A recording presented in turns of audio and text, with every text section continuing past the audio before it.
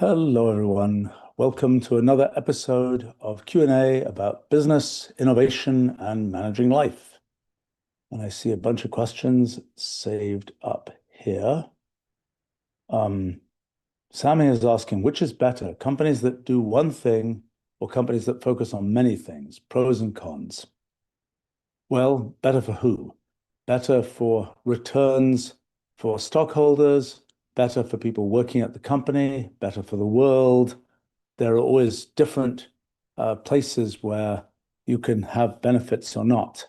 I mean, a company generally, uh, in some sense, the most profitable companies end up often, well, depends what you mean by profitable, most genuinely profitable based on selling products and things, end up being companies where they do one thing, they do it well, they have a machine, it's well oiled, you turn the crank, things happen. There's not a lot of separate stuff that has to be figured out at every moment.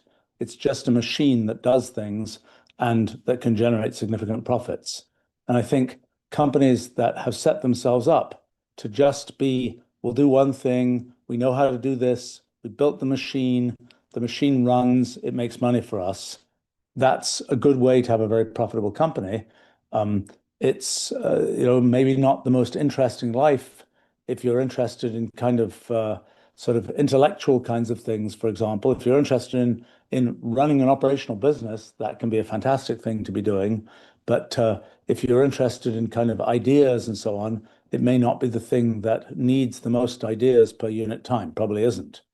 Then that once you have a company that is a machine that's sort of doing a definite thing, it can be awfully hard to do other things. I mean, I know in my own experience with our company and so on, that every so often I have to build a special projects group that's doing a crazy thing that many people at the company won't believe in, but that has to be kind of led by the CEO, that's me in our case, to do that thing with lots of sort of leadership energy. And one has to grow it to a certain size before it can be released into the wild for the rest of the company. Otherwise, it just gets killed because people say, oh, that's just wasting money relative to the main thing that we're doing. And I think, with larger companies or other companies, the typical way that works is not necessarily to build a special projects group internally, but to just buy companies that, which gotten to the point where they can add something useful. But in terms of companies, so as I say, the one approach is you have this machine and it just does one thing and generates good profits. There's a quite different model of companies, which is that the machine is mostly a financial machine. It's a thing where you have a bunch of assets that are themselves companies or brands or something like this. And the machine that you've built is a machine that handles the money and management of those companies. So, for example, I don't know, there are companies that are holding companies that own lots of different companies. Berkshire Hathaway being a famous one, where my impression is that the main thing that the core company adds is kind of we provide the money, we manage how that works. Every week people deliver their money back to the parent company, and that's how things are controlled. And the main machine is this machine that involves the management of money in that case, or in some cases it might be if you have some magazine publisher that has lots of different magazines, and every separate magazine has its own style, its own editor in chief, and its own publisher, and so on and so on. But the main thing that's added by the parent company is this machine for just this is how we get magazines out, even though the details of particular magazines might be very different characters. So again, in a sense, you might say, well, there's a magazine company and it's got 100 magazines, and one magazine is about keeping turtles, and one other magazine is about rocketry, and another magazine is for I don't know, nurses or something. You might say that's a lot of very different things the company is doing, but from the point of view of the central management of the company, the story may be very much it's a machine for getting magazines out, and then the details of the magazines are up to the individual groups that work with them. I mean, another good example of companies like that are publishing companies where what comes out are books, and every book is its own story with its own author and its own kind of development and so on. But in the end, the publishing company is this machine that has a production line for getting out books and procedures, often in the case of that industry, very kind of long developed and perhaps rather long in the tooth procedures for getting books out with rather long timelines and so on. When it comes to things like tech companies and so on, and let's say startups, if you're dealing with a startup company and the startup says, we're going to do 5 things, it's not going to work. That's a very unlikely to work kind of thing. Typically to get one thing to work is hard enough. To get 5 things to work is implausible. Now, occasionally you'll see situations where people say, I've got 5 things I'm going to try, and I think one of them is going to work out. That's a very, very, very rare case. The one case that comes to mind for me is a company, Autodesk, which was started by my sadly late friend, John Walker, who was who had the idea, well, I'm going to try out a bunch of different products. One of them was a thing that's sort of a little bit kind of like Microsoft Office. Another one was some kind of, I don't know what some of them were, but one of them was a CAD program. And Autodesk was the name for the Microsoft Office-like thing. And I think they literally took these proto products to a Consumer Electronics show, or I think it was Comdex, actually, the big computer show. And they just saw which things people cared about. And it turned out that of the 5 proto products, people cared about their CAD product, which became AutoCAD, which spawned a big company. But that's, I think, a very rare case. And maybe that's in the very prototype phases of a company. By the time you're actually building something, building 5 things is quite implausible. Certainly in the case of our company, we built one thing, namely Mathematica. Over the course of 38 years, we built a number of different things like Wolfram Alpha, like various aspects of the Wolfram language stack and so on. But it's not a huge number of different kinds of things. And many of the things we built, we built things like apps where we might have built 50 of them. But in a sense, what we built was a machine for building apps. And each individual app needed its own special expertise and people. But the main thing we built was the machine for building the apps. So I think that's it's a little bit on my point of view about this. What you're mostly doing with the company is building one sort of main machine, and which can potentially produce things that are a very different character. Like, for example, in a very different domain, things I'm doing in science, for example, working on biology, working on foundations of computer science, working on foundations of mathematics, and so on. These all appear to be very different things, and they have very different applications. But in the end, the machine underneath for doing these things that involves computer experiments and kinds of philosophical thinking and particular frameworks for thinking about things, it's the same kind of machine. It just happens to have different applications. I think sometimes people with companies, a very common pattern is there's a product that's pretty successful. And then you say, let's diversify, let's have other kinds of products. And sometimes the reason for that is that the core product has maybe made a bunch of money for a bunch of years, but you can kind of see the writing on the wall that the domain that product is in is not going to last forever, and you better be diversifying into other kinds of things.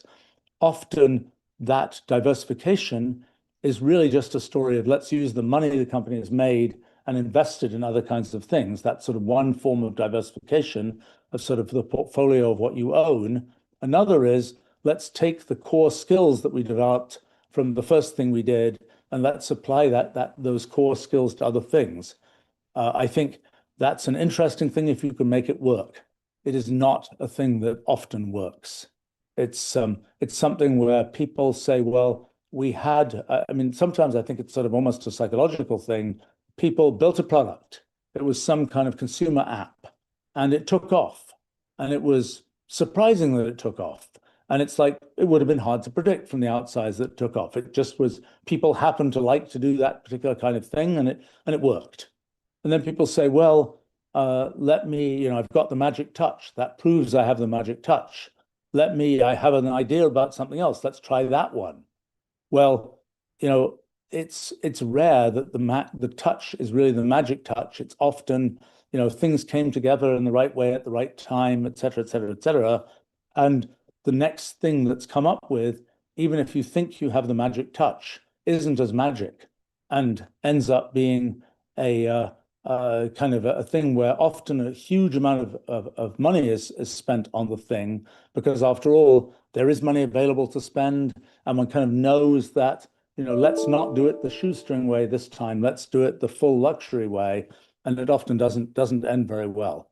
I mean, I'm kind of a little bit reminded of Steve Jobs and having done the the Apple II and then the Mac, and then left Apple, started a company Next. I knew him at that time actually, and Next, his idea was, I've done two computers. I know how to do computers. I'm going to do this the kind of the full, get the best people, set the things up in the best way, and I'm going to do the great computer. I think one of the things psychologically there was perhaps that it was like, oh, I know how to do computers. It's going to be easy. I can just sort of run the machine and it'll work. And that wasn't, that wasn't what ended up happening. Although in the end, Next sort of sold itself to Apple and sort of became the revitalization of Apple.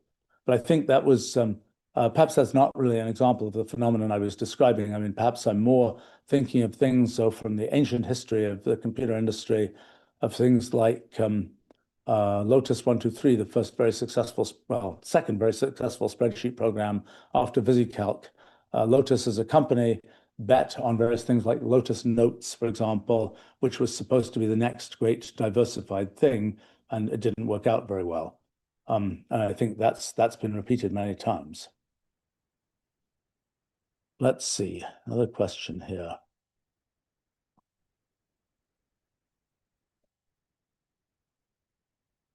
Layla is asking, when you market yourself or your company, do you enjoy interviews? What have been some of your favorites? You know, I think the least favorite are when I feel like I'm marketing something. Um, and when I feel like I'm sort of trying to sell a thing. I, for me personally, I'm just not particularly into that. Uh, the best are usually when I'm talking to somebody who is genuinely interested in the conversation that's going on, and particularly when they're getting me to think about and talk about things that I don't usually think about and talk about. I mean, in a sense, that's why I like to do these kinds of live streams. You guys ask me all kinds of things, like the question you just asked, that I haven't sort of systematically thought about. And I like that.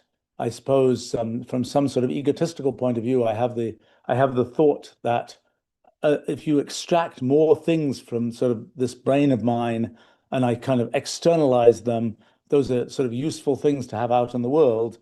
And to have me kind of repeat the same things I've said a zillion times is not so useful. So I think the things that um, do I like doing interviews? Yes, when I think I'm going to have an interesting conversation. When it would be something where if I just ran into the person, we'd have an interesting conversation, but it's a conversation in public, so to speak, which has a different kind of cadence and character to one that you might have sort of privately. But it's if the private one will be interesting, the public one will also tend to be interesting. I think that when it comes to people doing interviews, it's, preparation always helps. You need to know a certain amount to know what to ask.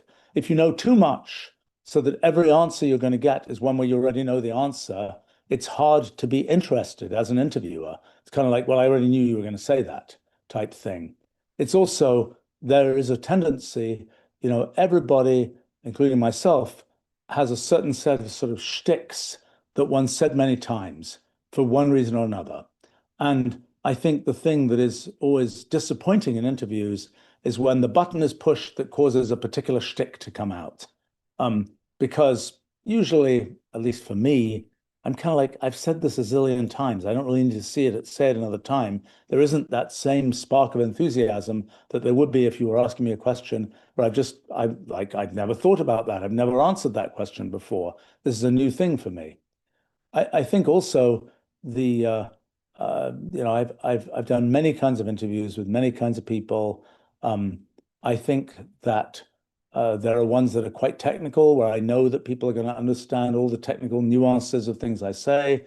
There are ones that are very non-technical. It doesn't Those have their different interests or lack of interest. I would say one of the ones which is not my favorite is when you're dealing with somebody who is sort of somewhat technical, for example, in my case, and thinks they know a bunch of stuff. And actually, it turns out they just don't understand it, but they're really sure they understand it. And they keep on asking these questions, which are kind of constructed in these kind of goofy ways, where you have to take the question apart before you can say anything. And then you can tell the person didn't really understand the answer anyway. Those are not my favorite kinds of situations. And it's better to have somebody who really, doesn't think they know anything about the topic and is just genuinely asking questions that they're curious about, including perhaps outlandish questions that might seem like, oh gosh, is he going to think I'm a nut when I ask this question? I don't mind. Those questions, the outlandish questions, are interesting and they get me to think about something different. And I'm not going to judge the person as a nut because they asked that outlandish question, so to speak. The only thing that one might judge in some cases is that person sort of thinks they know a lot more than they do, and they're kind of trying to say things like, "Don't you think that?" Or, "Doesn't your theory say that?" And then the thing that comes after that is something that's just totally muddled, and it's like, well, no, actually, that's always a slightly difficult situation. Let's see. Follow up here was, do you enjoy giving talks at universities? What have been memorable moments? Uh, University talks vary. Um, I would say one thing that I've noticed about physical talks is the physical arrangement of the space actually matters, at least to me. These cases where you have these kind of very amphitheater raised seats and you kind of feel like everybody is on top of you, those are good. The ones where it's kind of like a mass of people flat on the floor, so to speak, those have, for some reason, less energy. I really like the ones where it feels like you're actually, engaged talking to people, so to speak, rather than just you're broadcasting to a piece of blackness and out there. That helps. I would say it's very easy when you're doing talks in person. There's definitely feedback that you get. Is the audience kind of rustling around because they're totally bored with what you're saying? As you wonder, as you look around at the audience, does it look like people are finding it interesting? That really helps me, for example, to give a better talk. If I'm giving some talk and it's kind of like it's clear that everybody's tuned out, then it's very hard to feel motivated to, keep going and try and bring life back into the whole situation. I would say that uh, at universities, um, the there are different demographics that you see. Like, for example, there's some kind of talks where there's an awful lot of gray-haired people in the audience. And there's other talks where there are lots of students, lots of young people. Um, and those are a bit different. And I think they both have they both have their interest as far as I'm concerned. I suppose I'm sometimes the you know the young do more with ideas that are fed to them than the old who are already kind of set in their ways. But that's not always true. And sometimes for me, I get interesting feedback, well, from both groups, like the people who sort of are less seasoned will ask the unexpected question that gets me to think about something I've never thought about before. The seasoned, so to speak, will sometimes say, oh, by the way, did you know about this thing that was done 25 years ago in our field, whatever, and that's useful too. I think in terms of memorable things that happen in um, in talks at universities. Actually, I was just in the UK giving a number of talks. I think there were two memorable things that happened in talks I gave there. One was in London, was giving a talk. There was a fire alarm in the middle of the talk. And I don't know, sometimes I feel like in olden days, in a British setting, people would just be like, oh, let's check if there's a fire. If there's no fire, we're just going to keep going. But I think perhaps it's modern times. It's everybody like, we've got to leave the building. It's, it's those are the regulations type thing. So everybody did. Fortunately, it was a fairly nice day. And so everybody sort of spilled out onto the sidewalk, which happened to be quite big of the street. And after a little while, I realized it's going to be a while here. So I kind of started having at first a discussion and then more of a kind of impromptu kind of talk on the sidewalk, which was something a little bit unusual and interesting. Another thing that happened was another place, Cambridge, actually, I was giving a talk and mostly student talk. And, people are asking, frankly, not great questions. Some of the worst questions I've seen in any talks I've given. It's interesting, by the way, when it comes to questions in talks and so on, it's people, sometimes people ask these questions that some of the audience says, that's a goofy question. Oh my gosh, you're asking about this. That's kind of an incendiary and goofy question. As far as I'm concerned, those questions are perfectly interesting. They are, I like to be able to respond to anything. And those are sort of good questions as far as I'm concerned, even though some people might sort of roll their eyes and say, how could they really be asking this question? But the ones that aren't so good, and it's similar to the interview situation, is where people kind of think they know a bunch and kind of are slightly showing off what they know and ask some question that just doesn't make any frigging sense. And it's like, but you don't have the feeling that they asked that because they just don't know enough, and that's fine. It's a different kind of thing, and that happened.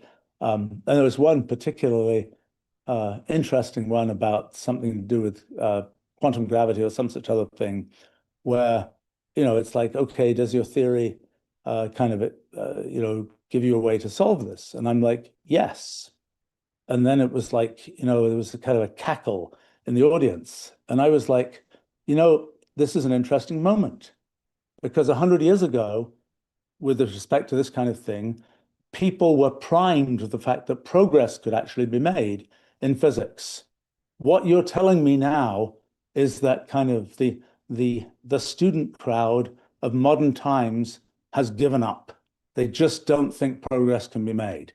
And so for somebody to stand there and say, yes, I think we just made progress is something that seems humorously absurd. And so that was sort of an interesting thing to make that point and to realize that, and again, that's actually a rare situation to have happen, but it was sort of interesting for me that, it's a sign that sort of thing people have given up in that area. It's like we couldn't possibly make progress.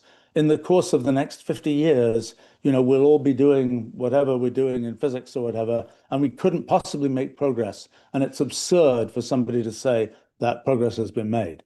So that was a slightly memorable thing. I have to say, in the past, there are a great many kind of talks I've given where interesting things have happened. Occasionally, some person will ask some very insightful question. It's like, how did you know to ask that question? That's been a fun way to meet some interesting people over the years. In other cases, it's like, I've been giving kind of computer demos now since probably I first did that, live computer demos in 1981 or so. And the dynamics of being able to do that across all these different venues and all kinds of different countries and situations is always interesting. And one of the things that's just cracks me up, I suppose, is that you go to these places where it's like, is there really going to be a projector that works? Is it really going to be possible to connect my computer and so on? Works perfectly. In some place where, it's not sort of a fancy place. And you go to some very fancy setting where it's the latest, greatest, expensive equipment. You plug the computer in and it doesn't work. And it just I've learnt that it's a kind of a uniform thing of the chance that things don't work relative to sort of the fanciness of the setup. Let's see.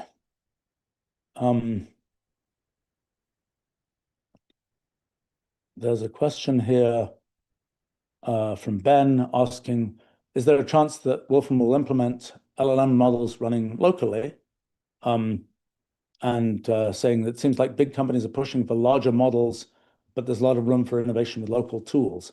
I think one of the things that has happened with LLMs is the realization that you can slim things down and still get good performance. And absolutely, we already have available in our neural net repository a number of locally runnable models. There's sort of I think the idea that you bloat the models so that they know more doesn't make a lot of sense. The knowing should come from tools like Wolfram Language and Wolfram Alpha and so on being called by these models rather than somehow encoding somewhere in the weights of a model, the population of London in 1972 or something. That's not the right kind of thing to be encoding in the model, and the model is going to mess it up. It's the right thing to be calling an external source of computational knowledge, which we happen to provide, I think, the leading example of. So, and for us, it's this kind of notion of computational augmented generation, where the LLM is generating its stuff, but there's computation that we are providing that augments that with facts and results and so on. I think the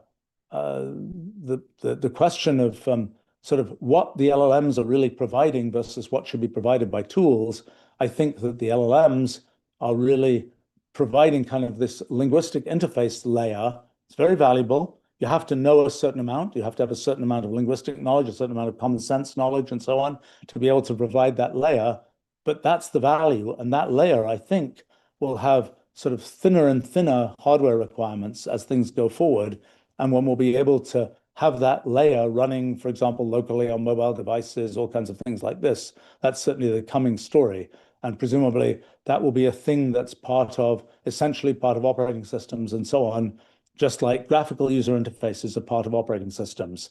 And it was the case back in the day that every program had to sort of mount its own sort of full stack graphical user interface. That hasn't been the case for decades now, a couple of decades at least now. How long has it been? It's been maybe since the 90s, since sometime in the 1990s, that there was enough standardization in the kind of GUI tools that existed that, yes, you have to build a specific GUI for your application, but you're not building a thing that represents Windows on the screen and so on. That's all provided by the operating system. I think we can expect the same thing to happen with the linguistic user interface.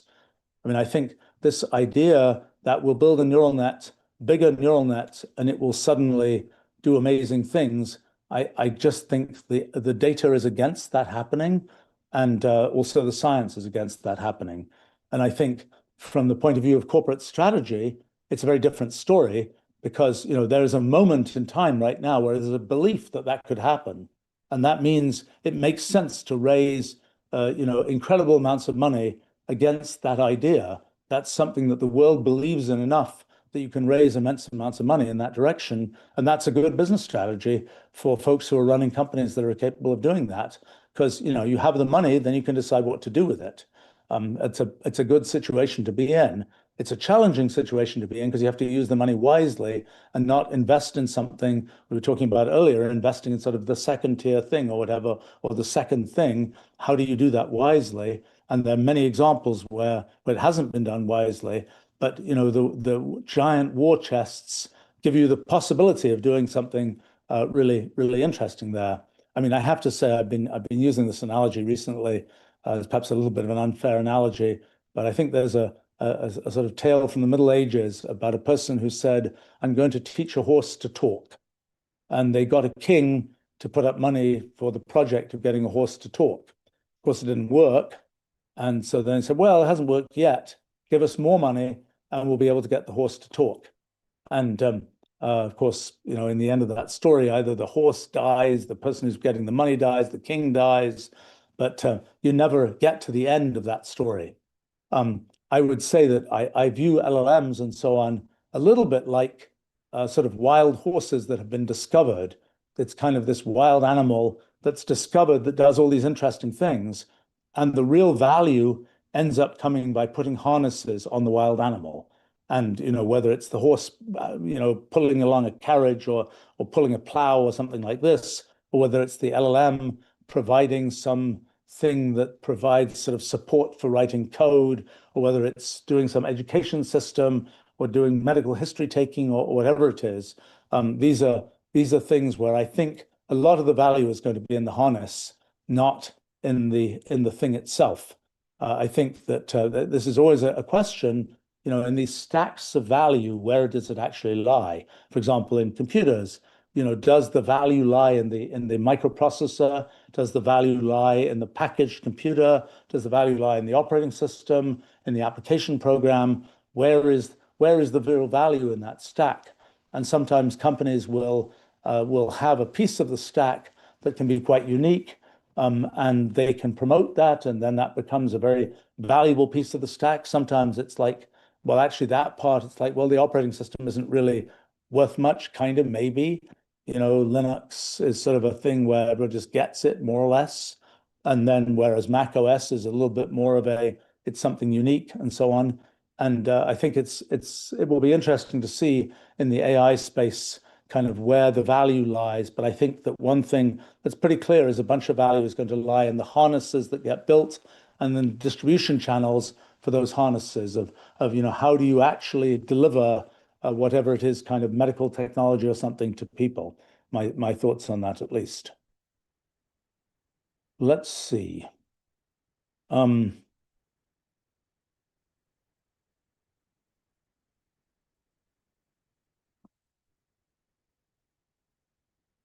The question here from Des: have you had any media training?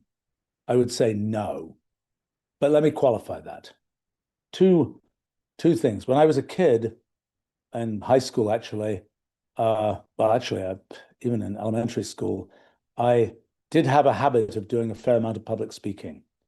And uh, I don't know, I think I was maybe not the shyest kid or something, or somehow, or maybe just a kid who wanted to yak a lot. But so I did those kinds of things. And the one dynamic, I was in high school, went to a school called Eton, which at that time had about 1,200 students, I think. And the sort of morning assembly, which I did many times, it was a big room. And in those days, there weren't microphones and public address systems and loudspeakers and things like that.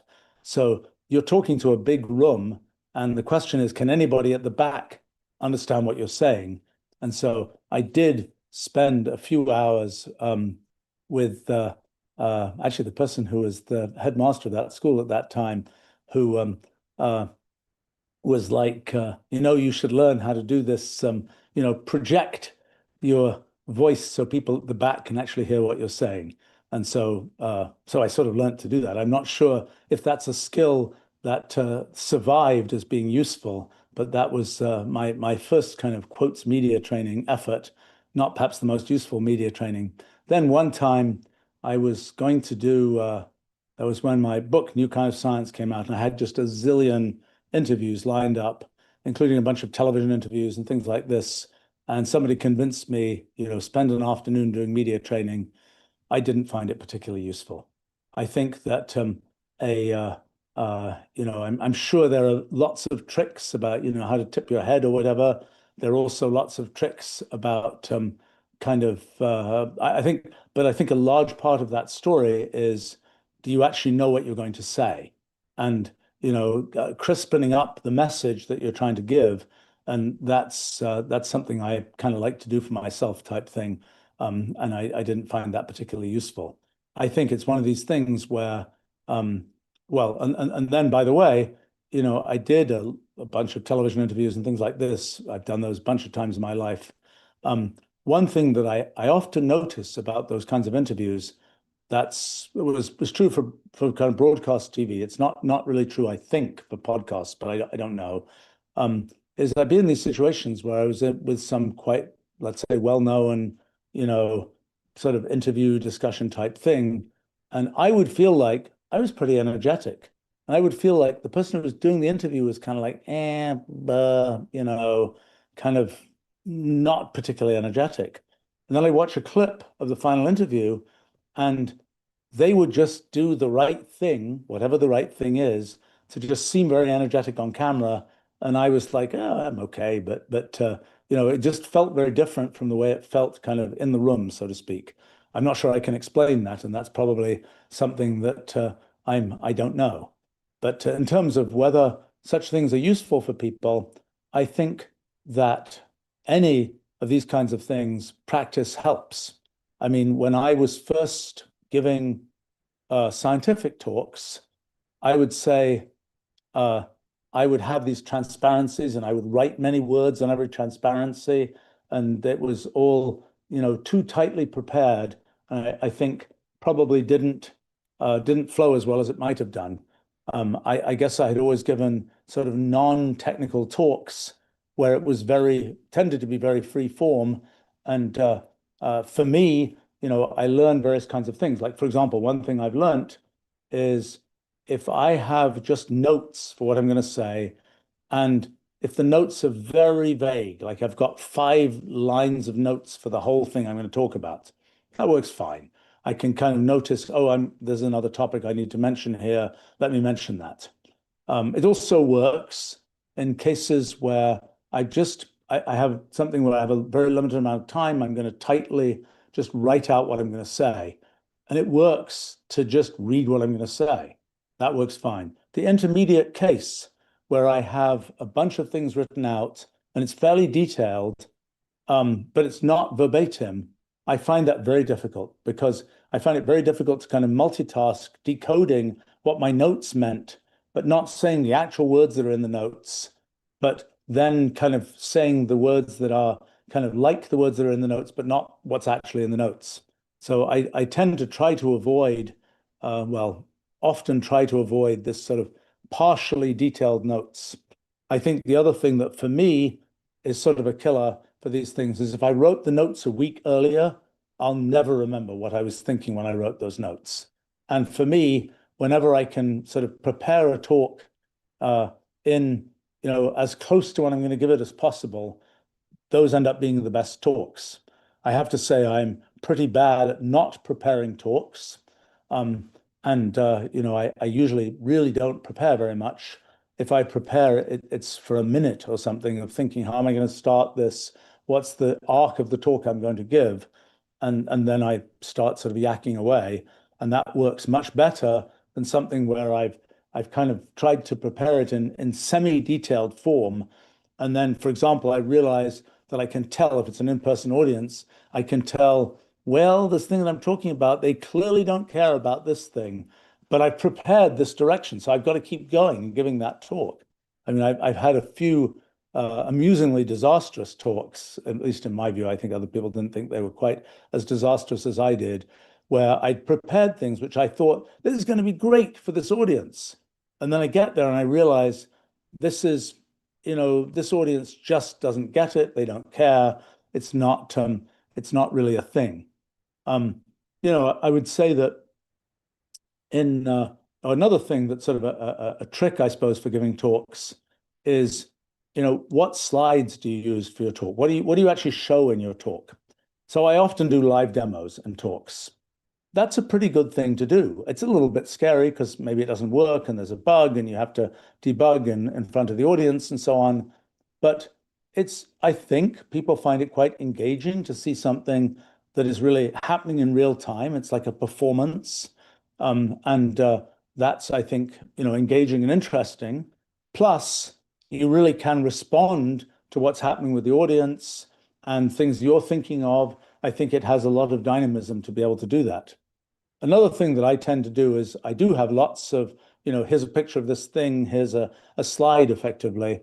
But instead of having preset kind of this is the list of slides I'm going to use, I have a giant slide farm, which has, probably, well, by now it must be thousands and thousands of slides that are typically organized by things that I've written at different times and the pictures that were in those things.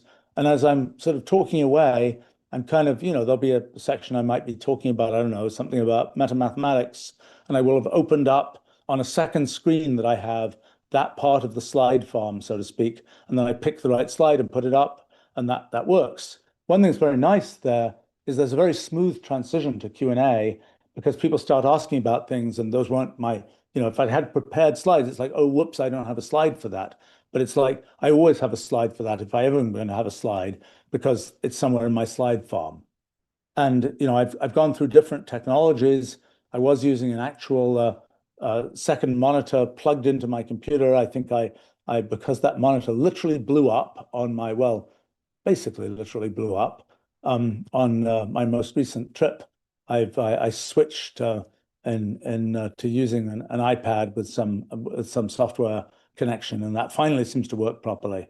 I have to say, in the subject of computers blowing up, probably somebody asked about my experiences in giving talks. I remember this must have been 1991. I was giving a big series of talks about Mathematica version 2. This was one was in, and in those days, you couldn't bring around with you the computer that was going to run what you were talking about. So there had to be a locally provided computer. And so there was some fancy Mac computer that had been provided. And I switch it on at the beginning of the talk, and boom, it blows up, quite literally. And smoke comes out, a little bit of smoke comes out. And that was kind of an interesting thing because it was non-trivial to get a second computer, and it took like, I don't know, an hour or something to get to arrive, and it was a kind of a notable moment, giving a talk about very computational kinds of things, where you're kind of warming it up for an hour without any computer in sight, and just one of those things that happens. I have to say, when you give talks that involve, for example, live demos, there is a certain, things will go wrong. And the main challenge is not to freak out when things go wrong. And I think people find it interesting to see the recovery from things going wrong. I think particularly when people are trying to learn something about sort of how to do this kind of computation themselves, seeing the recovery, seeing things one hadn't figured out, where one was thrown some kind of thing to solve, is really, really an educationally valuable thing to see. The person who's the one doing the solving in front of the audience does have to have the confidence and eventually capability to deal with that, and not to sort of spend 20 minutes looking for some simple bug that everybody's really bored seeing when one tried to debug. So one tries to achieve that. I was thinking recently, when people ask about kind of education and STEM education and K-12 education and so on, that in a sense, one of the things that would be, let's say for science education, one of the things that probably be the most educational thing people could see is, beginning of the lesson, there's a question that arrives from somewhere, and the lesson consists of the teacher trying to figure out the answer along with the students. It's a complicated ask from the point of view of the teacher, but I think it's a very educational thing, because not only do you get to understand, some particular content, but you also get to understand the even more valuable thing of how to thinking about a question, so to speak. And I kind of had this thought. It feels like for some people who like teach science to kids or whatever else, this might be a super fun thing to do. To others, it might be a daunting, horrifying thing to do. I suppose that I'm trying to model that in the live stream series I've been doing for the last, 5 years or 6 years now, about science and technology Q&A for kids and others. Kind of, I'm modeling that idea of throw me a question and I'll try and answer it. I think in a classroom setting, maybe one would do that more with an actual computer and so on, and more with Wolfram language or whatever than I've been doing it typically in these live streams. Let's see.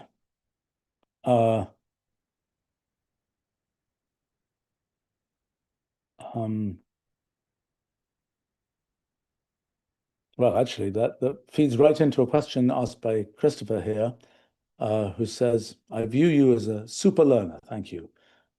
That's always, I haven't read the rest of the question here or the comment, so it might go downhill from there. How do you think about creating enabling environments for learning for others? Some have tried educational games, but recreational video games are usually going to win if the goal is to optimize for fun. How would you embed meaning such that more people are encouraged to learn actively? You know, I would say that, tricks for getting people to learn usually seem to go splat.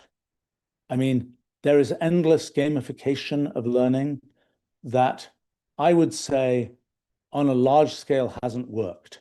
I mean, it depends on your metrics. If you say, did the person, kid, whatever, spend a bunch of time in front of the computer in this app? Perhaps if the game was good, perhaps the answer is yes. Did they actually, learn that second language or learn that piece of algebra or whatever? It's much less clear what the answer to that is. So, the question is, what is the essence of what happens in teaching? Is it really a human to human activity where it's, for most people, where it's the human is communicating something and the person who's learning is motivated to learn by the fact that there's an enthusiastic human presenting those kinds of things. I may not be the best example of a learner in this respect because a large fraction of what I learn by sort of doing things myself, by trying to sort of do projects, figure things out for myself, read documents, read the literature or whatever, which I just sort of spontaneously do. I guess that my other kind of trick for learning is talking to experts on things. That's to be able to do that well is itself a thing one has to learn. I mean, a very typical scenario is, for me at least, is I'm thinking about some foundational question about some field. I go talk to an expert in that field. I ask the foundational question. They say, oh, yes, of course, that's been figured out 50 years ago. Okay. At that point, I might just say, oh, I guess I'm kind of stupid. I give up. But usually I'll know enough and be confident enough that I'll say, well, wait a minute. Let's just try to understand that. What do you really think the answer to that question is? And then it will be like, well, okay, we think this. And they'll say, well, but what about that? And they'll say, well, okay, yes. All right, well, maybe it hasn't been figured out. And then you can have a real conversation. But it takes some skill, I would say, and some confidence and some knowledge to be able to break through often oh, that question is easy. And I always think that, and I give myself a hard time whenever I hear myself saying this. Whenever you say, obviously, blah, blah, blah, that's the time when there's something soft in there and it doesn't really make sense. It's kind of like, you're not explaining. I don't want to explain it. I'm going to say, it's obvious that whatever, that's the weak spot. But I think in terms of sort of teaching other people to learn, I think one of the most important things is to teach people to think. And once you think, kind of, learning, for me, I suppose, in many respects, is an adjunct to thinking, in the sense that maybe it's partly me. I learn pretty much only when I'm trying to figure something out. If I try and, in the abstract, learn something, I find that very difficult. And I don't know about other people. I think, other people, look, when I was a kid, for example, I suppose there were things I learnt just because, well, I've got to learn this. It's part of some class that I've got to do. I'm going to learn Latin irregular verbs because that's what this class, that's what I have to do. And I suppose for me, in cases like that, I kind of, liked the fact that I could kind of do well at doing that. For some people, I suspect the competitive element of, am I going to come top? Back when I was a kid in England, the class rankings were always published, and they were even in the school magazine at the end of the term. Who came top in Latin, Greek, whatever else, and the whole ranking. For me, that was neither a motivator nor a demotivator. I think that's maybe different from other people. There are definitely people who are like, I'm going to come top. it's the most important thing. And, that's a worthwhile motivation. But I think, for me, often learning things that I was not really that interested in, at some fundamental point of view, was not interested in learning. For me, I kind of liked doing things well, and that was sort of the motivating angle for that. Plus, I would say that, when I had teachers who clearly cared a lot about the things they were teaching, that definitely was a significant uptick in my, it sort of nudged me to really pay more attention to those kinds of things. So I think, this question of you know, it's great if you have teachers who really care about the things they're teaching or care about other people understanding the things they're teaching. I mean, I think it's fun, and that's why I do these live streams and so on, to try and communicate things to people. And there are plenty of people who teach who think that way as well. I think the sort of the enemy of a lot of this is sort of production line mechanized teaching, where it's like, okay, we've got to get, everybody here's got to be able to apply the Pythagorean theorem. Okay, well, you got this triangle and there are these three splots you fill in, and you put numbers there, and then you do this and that, and it's very mechanistic. Or even, if you're doing, if you're kind of learning business or something, it's like, yes, every business has to have, a minimum viable product and an elevator pitch and a this and a that. And you're basically learning this form filling approach to things. And what will tend to happen with that is, yes, at the end of the day, you can sort of walk it and talk it, so to speak. You can fill those forms. Do you really understand what's going on? Probably not. And if you are confronted with something that's a little bit away from the original thing you were asked, it's like, oh, I don't know. And that happens a lot, for example, with math education. It's like you learn the specific mechanics of how to do this or that thing, but like, did you actually learn the basic point of this? Well, no, and therefore you can't transfer that to anything else. So the question is, how do you learn to like think, understand, and then once you can think and understand, sort of learning things, facts and so on. It's very useful to learn facts, very useful to learn actual techniques and so on. But that kind of gets pulled in by the fact that you're doing thinking and sort of trying to move forward with solving problems or whatever else it is. So that kind of raises the question, well, how do you learn to think about things? And like everything, there's sort of practice that can be had. And I suppose it's very typical. I mean, I've done plenty of this because I find it interesting to actually even work with kids when I have a chance and so on. And it's like you talk about things and people will say, oh, but isn't this true? And it's like, perfectly well, that's just one of these things people say, and it isn't in fact true. But you can say, well, kind of how would you know that? What's the way of thinking about things that would allow you to figure out that is true or that isn't true? And it's kind of people like say, oh, I didn't think of that. Let me try and think about why that might be true or not. And that's, one piece of the story of thinking about things. I mean, the other place is, there's a what would you do about this type thing. And this is something where there isn't a right answer. You've got to come up with a thing, and you kind of think around the edges, and you say, this is what I might do. Now, quite often, those kinds of what we do about this, they end up being sort of trick questions where somebody had this bright idea that, oh, there's this very clever thing you could say.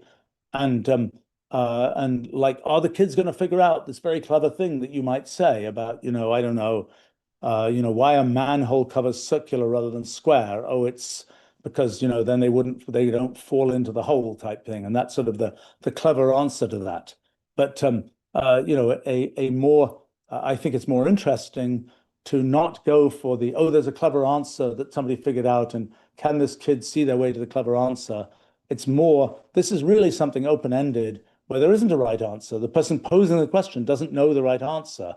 And it's really a matter of, can you talk through and bring in different kinds of things? Maybe this is the right answer. Maybe that's the right answer. Maybe this is the way to think about it. Maybe that's the way to think about it, and so on. I mean, modeling this kind of how to think about things, I think, is really useful. And as I say, my my kind of slightly crazy idea of the class consists of random question comes in and teacher plus class try and answer that question, I think would be an interesting kind of way to stimulate sort of actual thinking about things. Um, as far as yeah, I mean, to me, a large part of learning things is sort of the motivation to learn, and and also having, okay, I guess two more things to say. Um, Sometimes people think, oh, you can learn the abstract methodology of something. Don't worry about the facts. Facts are old news. You can just look them up on the web. Just learn the abstract methodology. I think that's wrong. I think that learning facts, that is the kind of the kind of the structure, the skeleton on which you can build conceptual understanding. If you know no facts, the conceptual understanding just sort of waves around in one's mind and it doesn't anchor to anything. Knowing those facts gives you something that is sort of the anchor that lets you then start thinking about things in a kind of conceptual way.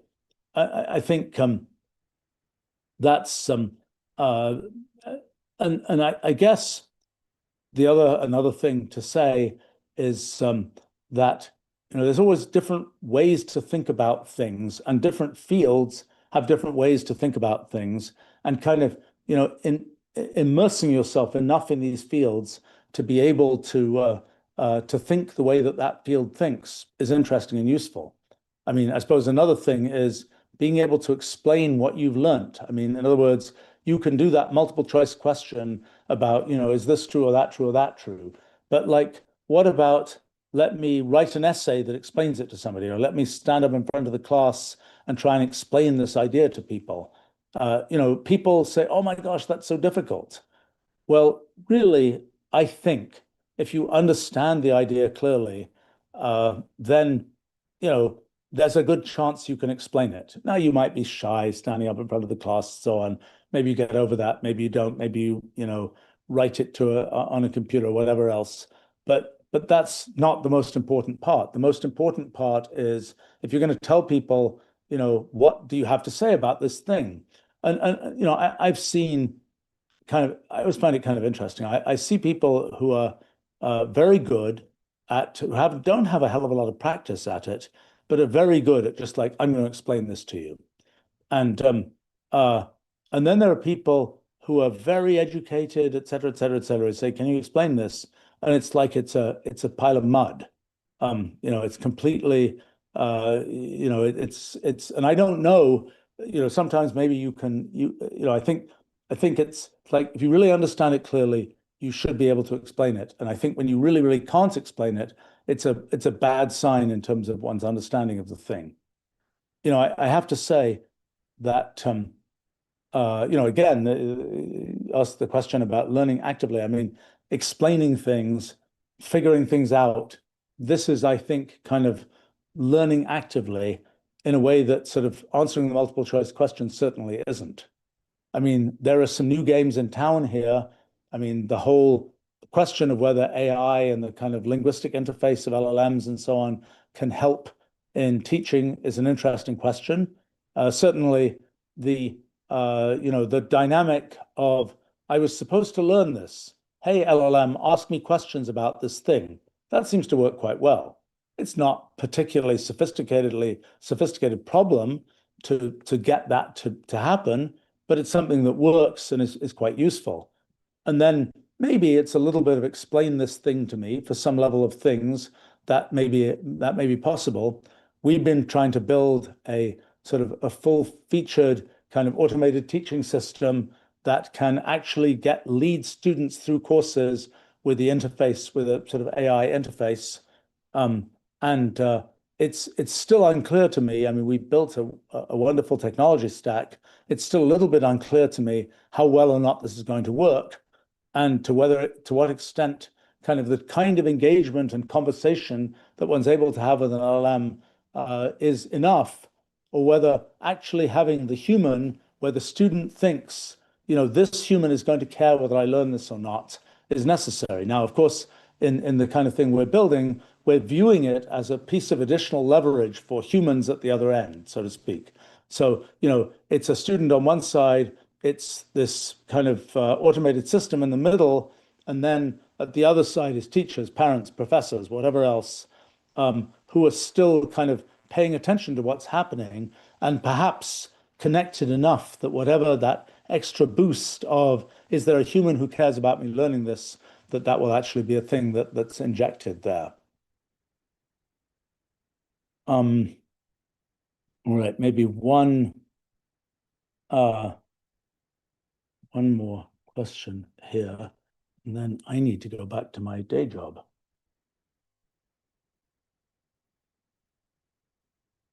There's a question here from Eri. How do you pick the right business partners, character-wise and technology-wise? I've never had great business quotes partners, and that may be more a statement about me than about anybody else. Um, I uh, I wish I had. I've had lots of amazing people that I've worked with for many years, but they haven't really been sort of peer partners. My very first company, I brought in people as as people to run the company. That did not work well. Subsequently, a number of times and this may be more a statement about me than about anybody else. I do, I can do decently well when I'm kind of in charge, when I'm like sort of collectively doing things. I don't think it works as well because, it's like, am I doing this or are you doing this? And it's kind of like, I'm not really motivated to do it if you're going to do it anyway. And it's kind of like, how do you divide the labor between those kinds of things? Now that's probably just more a statement about me than other things. I see people start companies and so on, find partners. I'll say a few things. First thing is, people get together, they're going to start a company, it's amazing. They're all friends, it's all, we're going to do wonderful things. Um, if, if things go amazingly well, they could keep saying that for decades. Usually there are bumps in the road. And usually, particularly when the people who are sort of partnering that way are quite young, things change in their lives. And, I think it is realistic to have some group of people who are sort of all pointing in the same direction for a few years, 3 years, maybe 5 years. To imagine that you're going to have people who are all going to be pointing in the same direction for a really long time is unrealistic, particularly when the people are quite young. They sort of don't know themselves that well. Different things happen in their lives, different priorities develop, and so on. It's hard to keep everybody aligned for that long. When it's a question of the sort of short alignment, which I think is the main thing you can really plan on in these kinds of situations, and if the company does fantastically well, then there'll be a place for everybody somewhere. At least if the contracts weren't set up so bad that everybody is fighting with each other. And I have to say along those lines, the extent to which whatever you set up is such that if somebody just decides I'm bailing out, that isn't a big trauma.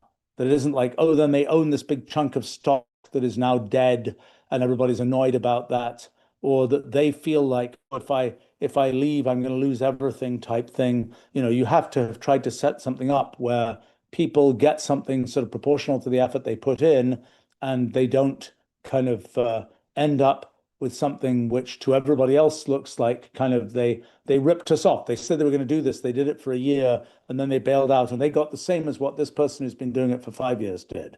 Those are sort of structural things about how you set up those kinds of arrangements. But in terms of the people, I would say it can go in many different directions. I've seen it work in different ways and I've seen it fail in different ways. You can have very similar kinds of people who are like can finish each other's sentences and where so long as they can divide the labor properly, that works well. I've also seen cases where people are very, very different. I mean, I suppose it's true in marriages as well as in business partnerships. Um, there are situations where there'll be one person who's like the quintessential salesperson who's going out and just telling everybody how wonderful things is. They have no idea how it actually works. And then there's another person who's the techie who is, who hates actually talking to other people. And the two of them together make sort of a whole good thing, so to speak. I would say that when it comes to working with people, um, the more you understand about the people you're working with, I think the more likely it is to work well. In a situation where it's like, well, I just don't really understand why you're doing this. You're doing it, this company, whatever else it is, and because you say you're doing it and you're doing it and you're showing up to work every day or whatever it is, but I don't really understand why you're doing it. Like, I don't see why it floats your boat, so to speak. I don't think that's a good situation to be in. And I think it's important for people to be fairly, you know, like people who start a company, you could say, well, I'm in it to make money, or I'm in it because I think I have this amazing idea and I want to see that idea out there in the world, or I'm in it because I want to have kind of the trappings of being, a tech executive or whatever else. Um, I think the more realistically you can understand that motivation structure from the people you're working with, the better off you are. And the more you can understand kind of the strengths and weaknesses of people you're working with, the more, that's going to work well. I do think that having a person in charge is typically an important thing. Having like the sort of the circle of people who are all in charge, I don't think our species is built very well to deal with that. I think it's like, in the end, the company has to decide to do a definite thing. And that is easier for one person to do than from some whole circle of people to do. And the worst thing is when it's kind of, as I was saying, it's kind of like, well, I'm not going to figure that out. I'm sure somebody else will figure it out. And then turns out the thing, nobody figured it out and something really stupid got done because actually nobody thought about it because everybody thought somebody else was thinking about it. Um, there are questions like, should you do business with your friends? Um, that's complicated. I've seen that work and I've seen it not work. It's not a very useful answer, but it's um, it's a thing where I would say, well, in situations where there are no great stressors, friends who you can count on and trust are a good thing. Sometimes when there are big stressors, even the friend you thought you knew for however many years, I've seen this happen a bunch of times, the person you thought you knew them under normal operating conditions. And a stressor develops that is something that pulls them out of their normal operating conditions. And then they behave in a way that is not at all what you expected from the way that you knew them. I mean, I would say that the more common thing that happens in that situation that I've certainly seen is when people have, they operate in their normal environment, they do what they do, they're used to certain kinds of things happening, they're used to responding in certain kinds of ways. When something out of left field happens, the the if they had any model for it in their lives, they will revert to that model.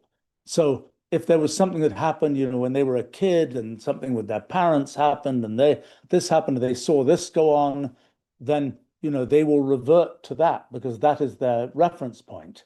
And but that may be something that you never knew about because you're dealing with the person in their normal operating conditions.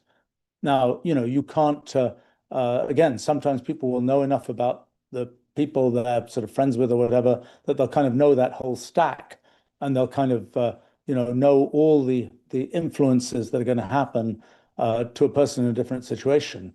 But most often you don't know that. Most often it's you only know the sort of normal operating conditions that you've encountered the person in. And I would say that's a thing. I mean, I would say that another thing is when people don't know what each other knows, or people have kind of postured themselves as I'm the expert in this, and the other people working with them are like, oh, they must be the expert in that. But that wasn't really probed, and it turns out they're not the expert in that. And in fact, they could have done a great job if everybody had known, oh, when something about, I don't know, some finance thing comes up, oh, just because this person went to, business school, they didn't actually listen in that class, so to speak. They don't really know anything about that.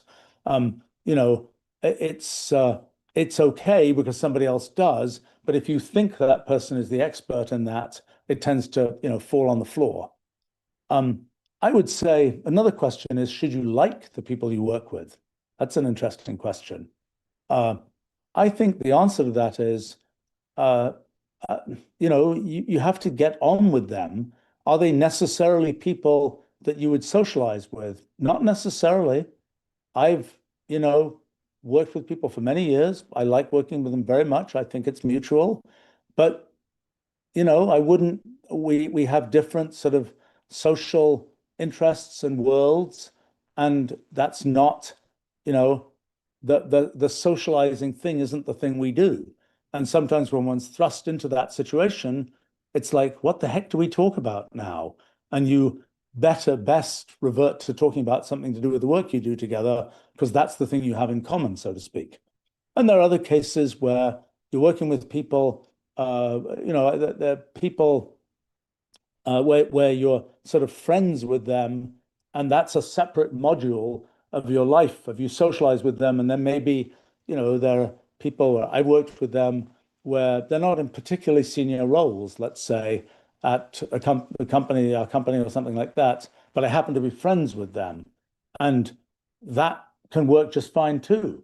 It's not, then, it works badly if somebody tries to say, "Oh, we're friends, so, can you make sure I get a raise?" type thing. That tends not to go well. But so long as those things are compartmentalized, I think it's a fine thing. And I don't think it's the case that you have to sort of socially hang out with the people you work with. Some people do, some people, and I do to some extent. Some people don't.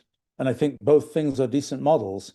And I think if you think, I mean, like for instance, people may have very different views about some socio-political kind of thing. They can work together just fine. If those things come up, they just sort of both know, we shouldn't talk about this. We just don't agree. Fine. But they might agree tremendously when it comes to the things that they do in their kind of working life. Now, it could be the case that if the origin of those sort of socio-political differences is some, deep ancestral root somewhere, that when some stressor arises that causes people to have to, search for a basis for thinking about something they never thought about before, that they go to that and then people start disagreeing, that can obviously happen. Anyway, a few thoughts there. I mean, I would say that in terms of do you have a founding team for your company that covers the things you need to cover? You need that to some extent, but usually there are things you can hire for. Although the people who run the company need to understand what it is that's going on there, even if they couldn't actually do that job well. But I think uh, that's kind of another thing. When it comes to sort of technology types of things, it's like uh, I don't know, you're trying to build a product. In the end, you're going to need, if you're trying to build a product, let's say maybe you're trying to do services or something like this, but in the end, you're going to need people who fill in all those different pieces. Which people are the senior management and which people are the hired guns is doesn't have to always be the same. And it's always been amusing to me that over the course of time, it's like the most important person in the company is their CTO, their CIO, their CEO, their CFO, their CMO. At different times in history, the business magazines will tout different roles in a company as being the key one that is the make or break role. I think it really varies with the company and with the personalities, which one is the sort of one on top and which one can be the one that is the led rather than the leader. Anyway, a few thoughts on that. Well, thanks for some interesting questions, and uh, back to my day job. Talk to you another time. Bye.